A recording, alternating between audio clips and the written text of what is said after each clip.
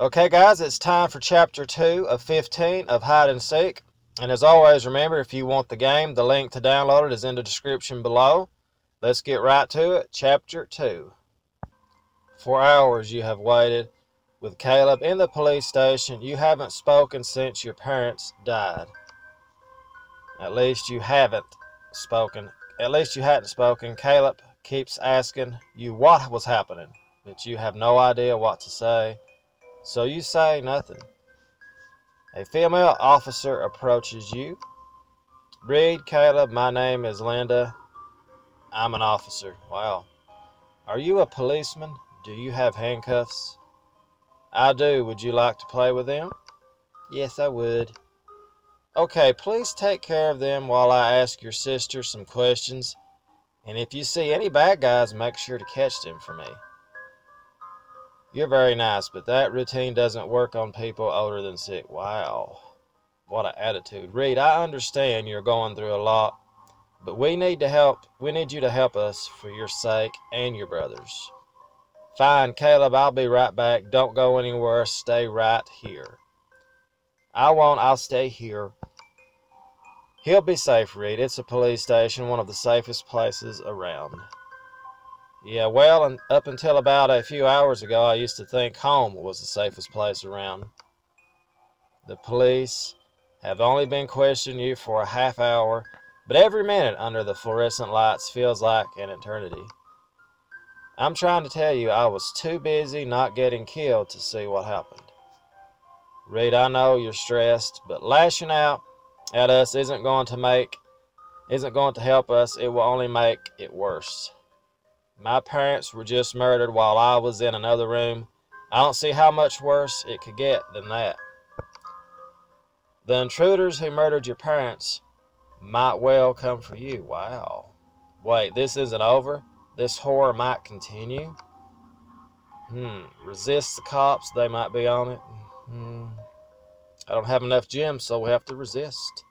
Like I said, I didn't hear anything or see anything. I was asleep and my brother was asleep.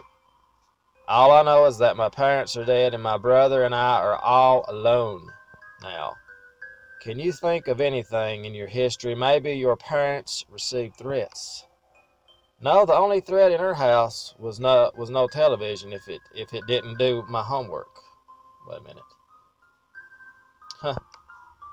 Now, can you stop asking me questions so I can stay with my brother, the only family I have left? We've been having trouble finding a family member. We can't seem to locate your grandmother. That would make 2 of us. She lives in Alaska and we haven't spoken to her in years, not since my parents' last argument with her. Do you have any other relatives that we can call? For the past few years, it's just been us. We have an uncle and some aunts, but they're in and out of prison. Really? Wow. We found the copy of a drafter we left in your house that your father... Oh, it's a drafted will. Okay, wait a minute. Okay, we found a copy of a drafted will left in your house that your father was writing, which would leave you in the custody of the Harmons. What's that mean? Do you know the Harmons? Yes, I used to play with their daughter a long time ago, but I haven't seen them in ages. I was Caleb's age. Under the circumstances, this might be the best scenario. You and Caleb may have to go live with them. What do you think of this arrangement? Stu, no way. I barely know them. They're almost strangers. I guess what I'm saying is that that's a hard pass for me. I'll just head back to her house and I'll take care of Caleb with her trust fund. Uh-oh. Reed, I'm not sure you're understanding what's going on. You're a ward of the state now unless we can find a guardian for you. Can't we just stay with my friend Abby? I can go to the same school and she loves Caleb. Sorry, Reed, it's either who's in the will or you will go in the foster program where you won't, and Caleb will be split up. Uh-oh, gonna split us up. I can't be split up from Caleb. If the Harmons is the only option, then we'll go there. Good thinking, Reed. We'll get in contact with the Harmons and start making arrangements to get you to them and guarantee your safety. Thank you, Linda, for helping us. Wow, she turned around on that. I'd like to say it's my job, but you should know that I want to make sure you're safe. Officer Linda calls the Harmons. They express their sympathies and agree to be the guardians for you and Caleb. Officer Linda volunteers to take you and Caleb to grab your clothes in the morning and bring you all the way out to them. It's pretty shocking. The cops cleared the scene at your house, but your belongings are still inside. Reed, we just have to pack up all your things. Do you want to do it yourself, or should I do it? That depends what it's like in there.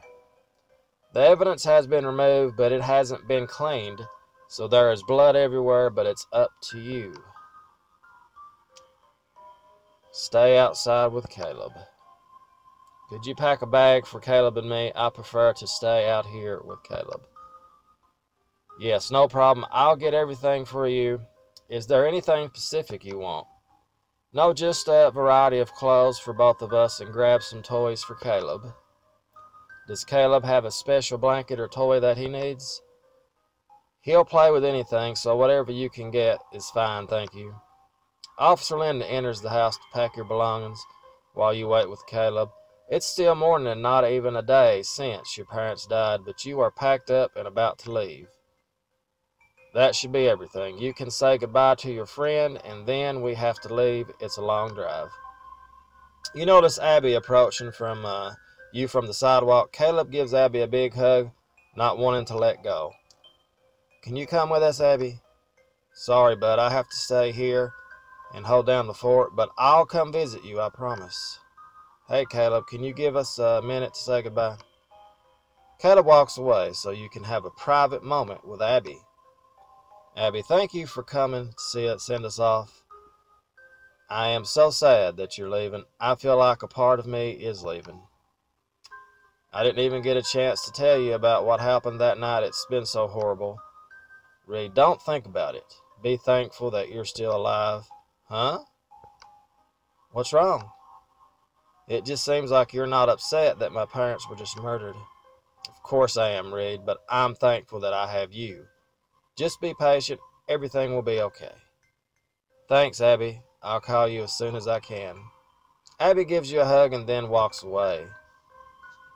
After hours of sitting in the back of a squad car, staring at the woods on a dirt road, you finally pull up into a well-paved road. Well, we're here. Okay. And suddenly you see in the distance beyond the woods is a beautiful mansion. This is our home. It is the biggest place I've ever seen. You are about to start the next chapter of your life in a 4-story gorgeous mansion. Wow, is that really where we're going to live? Yes, according to the directions they gave us, it's really big. It seems you'll have plenty of room to play. What kind of games do you like to play? Hide and seek is my favorite. Well, that house is sure to have plenty of hiding spots. You could probably get lost there forever. Caleb tugs on your arm. He seems like the little 6-year-old is off in his own world. What's that? Caleb, that's our new home. It's a mansion. No, not that. What'd he see? Oh, it's an old rundown house. You look to see what Caleb is pointing at. It's an abandoned house about a mile off in the field. The house is dilapidated and looks unoccupied. I don't know, Officer Linda. What's that house? No idea, but looks like it should be condemned. I don't want you kids playing in there. What's condemned mean? It means if you walk in there, the whole house could collapse, right? That's right, and with you underneath it. Now I want you two living a long, full life. Can you promise me that? We'll try. You could see Officer Linda didn't like your unenthusiastic answer. She sighs and drives onward. Well, you put your arms around Caleb to reassure him But then he shrugs you off and continues to stare out the window. I'm not sure what to do with Caleb. I wish Mom were still alive so I could ask her. Don't worry, Caleb. We'll be safe. We're staying in the mansion straight ahead. I'll never be able to assure him like Mom did, but I have to try to be there for him. When the car stops, Mr. Harmon comes out and introduces himself. You must have had a long drive. Let me help you with your luggage. He opens the trunk and takes out your 2 suitcases and brings them to the front of the door. Caleb hides behind your back and watches Mr. Harmon with a careful eye as he approaches Officer Linda. Thank you so much for bringing them here. Do you want to come in and rest? I should be leaving. I just wanted to make sure they were in good hands. It's okay. I'll remember him. Thank you, Officer Linda. Okay, now Reed, if you remember anything from that night, don't forget to call me. You nod to her, although you know it's a lost cause. You never saw the killer's face. You wave as Officer Linda drives away. Still shy, Caleb comes out from behind you. Is that Caleb? Well, the last time I saw you at the hospital is after you were born. He's a little shy. He takes a little while to warm up. I just didn't recognize him. He was just a little boy then. I'm not a little boy now. Oh, yes, you aren't. You're a full-grown man now. Don't tease the poor boy. Uh-oh. She gave you a fright. You didn't even notice. Miss Harmon came outside to stand behind you. Oh, dear, I didn't mean to frighten you, Reed. Why, look at what a beautiful young woman you've grown into. Mr. Harmon walks up and puts his arm around his wife, then looks at you. I hope the drive wasn't too horrible. They saved us. I don't trust him. Let's do that. Considering the past couple of days, the drive was the least horrible thing we've experienced. Yes, I'm sorry about your loss, but we shall help you put that all behind you. I don't want to seem ungrateful by putting my parents behind me. Is the last thing I want to do. What my husband is trying to say is that we were very close with your parents and we miss them dearly. Although we can never hope to fill the void they left in your hearts, we shall try to make sure you are raised the way they would have wanted. I'm sorry I was offensive. I'm just hurting. It's all right, dear. We have plenty of time to let you heal your wounds. And Caleb, how big you've grown. While you were just a baby when we saw you last. And look now. And now look at you. You're a full-grown man. How old are you now? 25? No, I'm 6. Well, I'd be fooled. I guess we can't let you drive yet. Can I? Well, the law won't let you drive a car. The law won't let you drive a car, not for another decade, but we do have 2 brand new motorized scooters you can use. Those are for us? Only if you don't want them to sit and get rusted. Uh-oh. We can't thank you enough. Oh, where's your daughter? I remember she was my age. Oh, she won't be here. What? You wait for a few more details on the strange information, but only awkward stares fill the uncomfortable silence. Let's get you both inside. The mansion was more immaculate and beautiful on the inside. This is like a fairy tale. Your rooms aren't quite done yet, but please feel free to ride around. There's so much to explore. Unless you're tired, then you can sleep in our bed. Caleb answers by his actions. He scrambles over to the motorized scooter, ready to explore. Although we ask that you please follow one rule. See the 4th floor, the last floor on the house? You must never enter it. Rules. I'll respect your rules. If you guys don't want us to go up there, then we will stay away. There's 3 other floors to explore. I think that we have more than enough room than we've ever had without violating your one rule. Okay? Thank you for understanding, Reed. We really appreciate it. I'm afraid I might have been a little mysterious with that rule, but perhaps let me explain so you understand. Mr. Harmon's life's work and some expensive and rare artwork is on the 4th floor, and that wouldn't be able to be replaced. Even more impressive than the artwork and sculptures that surround this house Yes, that's where we keep our most valuable and precious pieces. Then we promise never to go on the 4th floor. I'll never be able to repay you for anything we damaged, right, Caleb? Yes, we promise not to go on the 4th floor. Thank you, children. Now go and have some fun. There's plenty to explore. Have you and Caleb really landed in a dream mansion? Find out in the next chapter. How about that? Wow. Alrighty, guys, so there you have it, the end of chapter 2. Starting to get good.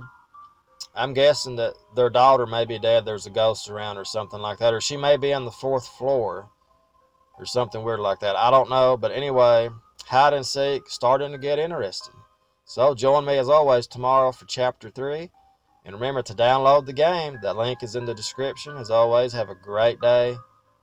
Thanks for watching.